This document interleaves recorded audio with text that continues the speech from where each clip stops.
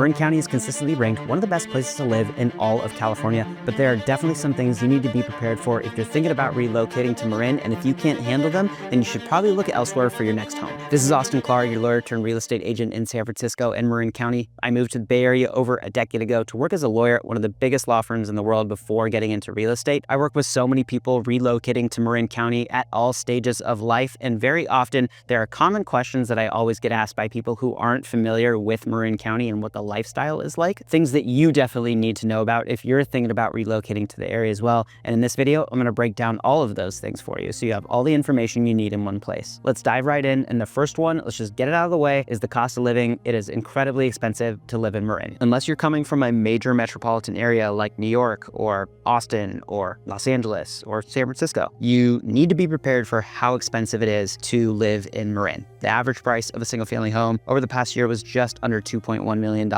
Now you're going to get a decent amount of land for that, at least compared to an area like New York or San Francisco, where you're not going to get much or any land at all. Average lot sizes are typically closer to 1/3 of an acre in Marin County, which is a great size. And there are certainly a bunch of other places in the country where you can pay a lot less and have a lot more land. I've worked with people moving from suburban towns all over the country, and some of them are selling their 3,000 square foot house on an acre and a half for a little over $1 million. And then they come to Marin thinking they can spend maybe a little bit more than that and get something similar. And it's like soul crushing because you can't get anything close to that in Marin for anything close to that price. You can barely get a fixer upper in like a mid-tier neighborhood for close to that on like a really small lot. So depending on where you're coming from, and it's probably going to be true if you're coming from most places, your market expectations need a reset. If you're coming from New York, for example, probably going to laugh at how, cheap it is to have all this land. But unless you're, coming from anywhere else, probably not going to be the case. And there are a lot of other costs beyond just the cost of housing itself that you need to be aware of. Obviously, food, incredibly expensive. Like, good luck getting a salad or a sandwich for like less than 18, 20 bucks. Most anywhere in Marin. Also, if you live in Marin, you're probably commuting to San Francisco for work or to the South Bay for work. So you need to factor in how much you're going to be spending on bridge tolls and parking every day, or, ferry tolls every single day that you need to go to the office. The bridge toll to get over the Golden Gate Bridge right now is $9.50, and parking for a day in the city can range anywhere between $25 and like $75, depending on where you have to park. So it is incredibly expensive and it adds up. If you want to learn more about different neighborhoods in Marin, how they stack up against each other and how much each of them cost, I've got separate videos on that. I'll link those up top in the description below.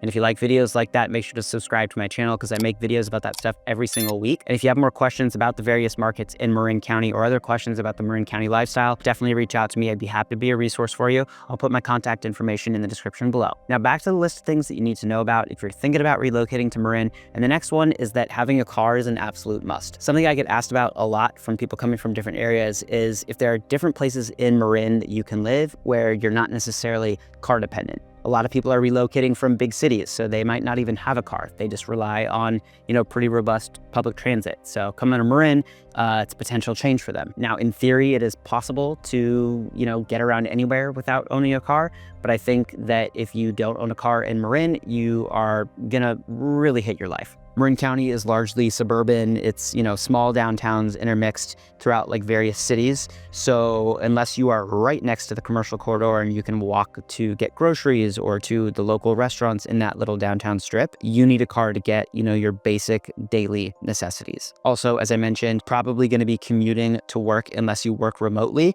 So you're going to need a car. There are ways to get to San Francisco or to the South Bay without having a car. A lot of companies, for example, have shuttle pickups throughout Marin. So, you can take the Google bus to the Google campus from different parts of Marin. Or you can even take a ferry from Larkspur, Tiburon, and Sausalito to downtown San Francisco. You don't need a car necessarily, but unless you live really close to that shuttle pickup or really close to that ferry terminal, you're probably gonna have to drive to those places. So you still are going to need a car, even if you don't ultimately take the car to your end destination. You could bike, I guess, but I personally wouldn't want to start my day off biking and I get sweaty. So I think you're gonna need a car if you live in Marin. Just be prepared for it and make sure you budget for it. The next thing I get asked about a lot from people relocating to Marin, and it's a concern for some people, is whether Marin is a diverse place. Like, what is the diversity in Marin? And honestly, it's not the most diverse place. Over 2/3 of the population is white, about a fifth of the population is Latino, and then everyone else is the remaining 10% of that. So there's nowhere near as much diversity as nearby cities like Oakland and San Francisco, for example. I had someone reach out to me relocating from Southern California, potentially thinking about Marin or San Francisco. And one of the questions they had about Marin specifically, they're an Asian family, where, what was the Asian presence like in Marin? They were worried about sending their kid to school and having their kid be the only Asian person in school. And the reality is that might happen. There's just not as much diversity in Marin as there is in a place like SF. And it's not just a lack of diversity from a, people standpoint. It's just a lack of diversity from a cultural standpoint as well that comes from having those different cultures represented in your area. You don't have anywhere near as much variety in terms of food in Marin than you do in SF. The events, the festivals, the activities, way more diverse in SF or in Oakland than in Marin. Now, to be clear, there are different types of food available in Marin, but you might be traveling 20, 25 minutes to get that specific type of food that you want, depending on where you live. Whereas in San Francisco, it's going to be literally outside your doorstep. And that brings me to my next question that I get asked a lot is how the food scene is in Marin. And honestly, it's gotten a lot better over the past several years, but it's not the best. There's been an influx of really great options. A lot of restaurants that were in San Francisco have now opened up outposts in Marin, which is awesome, but it's not like the same as San Francisco. You have one Michelin star restaurant in Marin. You've got over 24 in San Francisco. Obviously, having a Michelin star is not the mark of good food. You can have great food and not have a Michelin star, but that is a metric to look at. Each little downtown does have some pretty awesome options. Some of my favorites, like the Joinery in Sausalito, awesome fried chicken sandwiches, get a beer, go sit by the water. I love Sam's and Malibu Farm in Tiburon, great brunch spots. Pizzeria Pico in Larkspur, really good pizza. I love Masa and Sushi Ron for sushi in Novato and Sausalito. There are awesome food places, and I travel up to those places from San Francisco specifically to get some of that food. So there is great food. It's just not a very robust food scene, and it's a very spread out food scene. And if you like, late night, dirty, like street food, you're not gonna get that in Marin. That doesn't really exist up there. You're not hitting up a club or a bar and then,